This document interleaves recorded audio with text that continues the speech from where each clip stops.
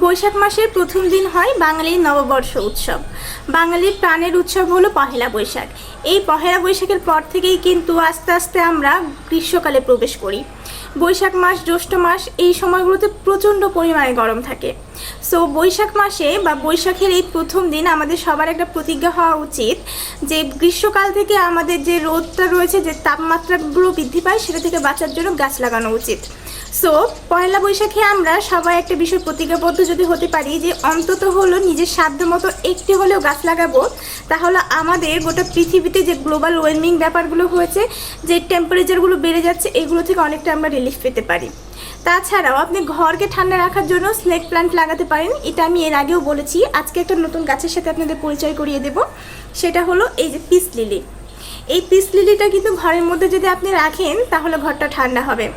এটা আমি কিনেছি নতুন, এবং এটা এই যে একটা সাদা সাদা ফুলও হয়েছে।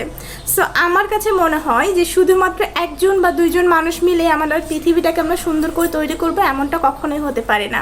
আমাদেরকে সবাইকে একসঙ্গে ঐক্যবদ্ধভাবে কাজ করতে হবে, সেটা বাঙালি দিয়ে শুরু হোক কিংবা অন্য কোনো জাতি। সো সেইভাবে আমাদের ভাবতে হবে যে আমাদের পৃথিবীটা শুধুমাত্র বসবাসের উপযোগী করার জন্য আমাদেরকে প্রথম পদক্ষেপ নিতে হবে। সবাই ভালো থাকবেন, এবং সবার কাছে আমার একটা রিকোয়েস্ট, সাধ্যমতো একটি হলেও গাছ লাগানোর চেষ্টা করবেন, যেন আমরা বলতে পারি আমাদের পৃথিবীতে আমরা কিছুটা একটু হলেও দান করতে পেরেছি।